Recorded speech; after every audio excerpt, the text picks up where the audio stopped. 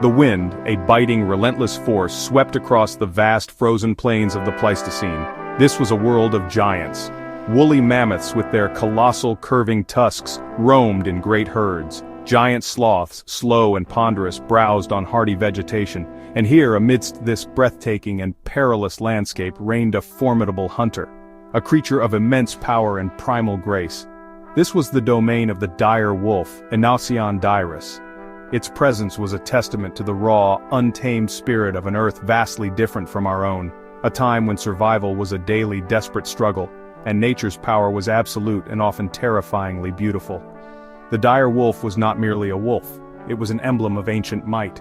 Larger, heavier, and possessing a more robust build than its modern relatives, its very form spoke of its role as an apex predator. Its jaws, equipped with teeth designed for crushing bone, were tools of lethal efficiency. These were not solitary hunters but masters of cooperative pursuit, their packs moving like shadows across the icy tundra. They could bring down prey many times their own size, their howls echoing through the crisp, prehistoric air. Their reign was long, spanning tens of thousands of years, a symbol of nature's capacity to create perfectly adapted beings in a challenging world, a true monarch of its time. But the Earth is a place of constant transformation. The great ice sheets which had once defined this era began their slow, inexorable retreat. The climate warmed, and the landscape shifted dramatically. Forests replaced open plains, and the megafauna, the giant beasts upon which the dire wolf depended, started to dwindle. Some, like the mastodon and the giant ground sloth, vanished entirely. This changing world presented new challenges, ones that this mighty predator, despite its formidable adaptations, found increasingly difficult to overcome. The very environment that had shaped it was now turning against it, a silent, gradual pressure. And so, around 10,000 years ago, the last howls of the dire wolf faded into silence. It disappeared from the earth, joining the ranks of the extinct, a ghost of the Ice Age. For millennia, its story was told only by the bones it left behind, silent witnesses in the tar pits and ancient riverbeds.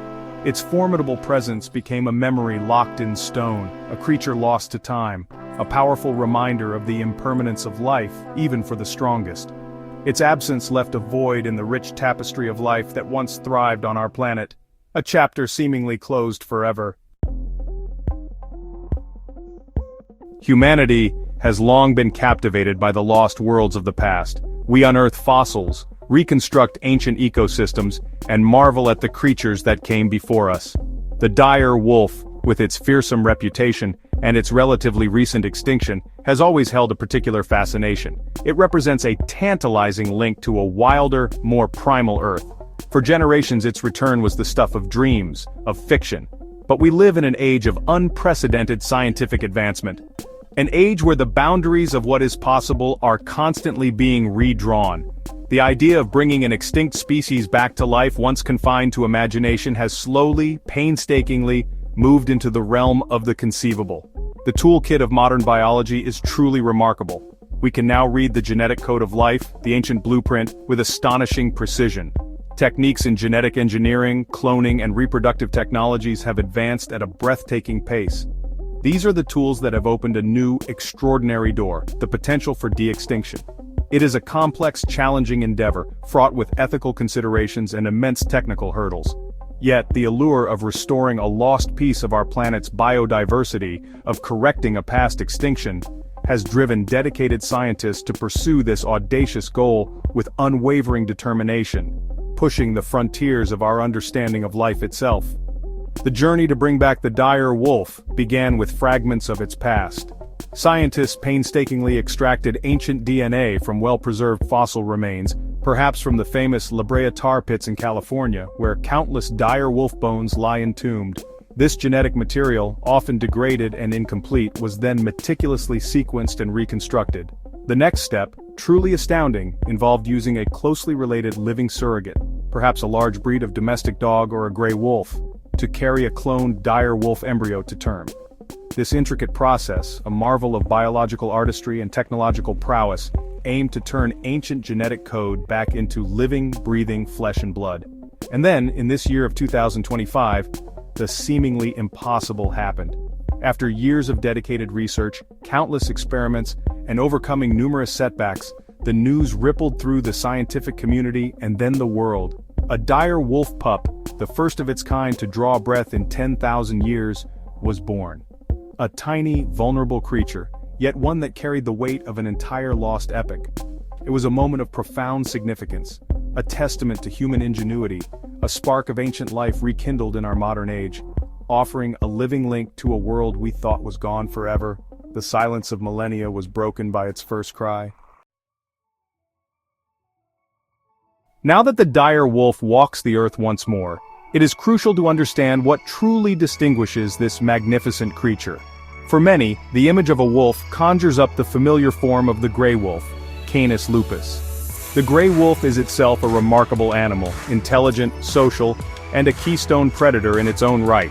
It has adapted to a wide range of habitats across the northern hemisphere. However, to assume the dire wolf is simply a larger version of the gray wolf would be a misunderstanding of its unique evolutionary path. They are cousins, yes, but distinct branches on the great canine family tree. Genetic studies conducted on ancient dire wolf remains even before its de-extinction revealed a surprising truth. Dire wolves were not the direct ancestors of modern gray wolves. In fact, they represent a separate lineage that diverged from other canids millions of years ago, a uniquely North American predator. Physically, the differences are notable. The dire wolf was, on average, heavier and more robustly built, with a broader head and shorter, sturdier limbs. Its teeth were particularly formidable, larger and better suited for grappling with large prey, and crushing bone, suggesting a diet perhaps more focused on megafauna than the more versatile gray wolf. The question that now hangs in the air is a profound one. Can the dire wolf survive in our modern world? The Earth of the 21st century is vastly different from the Pleistocene landscapes it once roamed. The vast herds of mammoths, mastodons, and giant bison are gone. Its traditional prey no longer exists. The open plains and sparse woodlands it favored have been transformed by human activity, by agriculture, and by urban sprawl. Reintroducing such a specialized predator into ecosystems that have evolved without it for 10 millennia presents enormous challenges both for the dire wolf and for the existing wildlife. Its survival will depend on many factors. Can it adapt its hunting strategies to the prey available today, such as deer, elk, or perhaps even feral hogs? Will it be able to compete successfully with established predators like cougars, bears, and indeed gray wolves? And crucially, can we find or even create sufficient wild spaces where it can live without significant conflict with human interests? The instincts imprinted by millennia of evolution are powerful, but the world has changed. Its future is not just a matter of biology, but of conservation, management, and our willingness to make space for a resurrected giant. The return of the dire wolf is undoubtedly a monumental scientific achievement. It evokes a sense of wonder, a feeling that we have, in some small way, turned back the clock on extinction. There is an undeniable thrill in seeing a creature of myth and legend brought back to life. However, this incredible power brings with it an equally incredible responsibility. We are not merely observers of nature.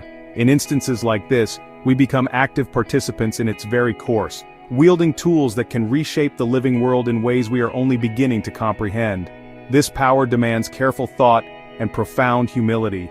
Bringing back an extinct animal, particularly a large predator, is not without significant risks. There are ecological considerations. How will the dire wolf interact with existing species? Could it outcompete native predators, or introduce new diseases to vulnerable populations? The welfare of the resurrected animals themselves is also paramount. Are we bringing them back to a world that can truly support them, or are we creating creatures destined for a life in captivity, or a difficult struggle in an unfamiliar environment? These are not easy questions, and they require extensive research, careful planning, and a precautionary approach to avoid unintended and potentially harmful consequences. Beyond the practical challenges lie deeper ethical questions. By resurrecting extinct species, are we playing God, meddling with natural processes that we do not fully understand? Is the immense financial and intellectual investment required for de-extinction projects justified when so many existing species are currently teetering on the brink of extinction due to habitat loss and climate change? These debates are vital. They force us to confront our values, our priorities, and our role as stewards of the planet. The ability to do something does not automatically mean that we should, without careful consideration of all its implications. Ultimately, the story of the dire wolf's return is more than just a scientific marvel. It is a mirror reflecting our own relationship with the natural world. It teaches us about the immense biodiversity that our planet has lost and the profound impact that environmental change can have. It underscores the incredible power of science, but also its limitations and the ethical responsibilities that come with it. Perhaps by looking into the eyes of a creature from deep time, we can learn to better appreciate and protect the life that still surrounds us, and to make wiser choices for the future of all species, including our own, on this precious Earth.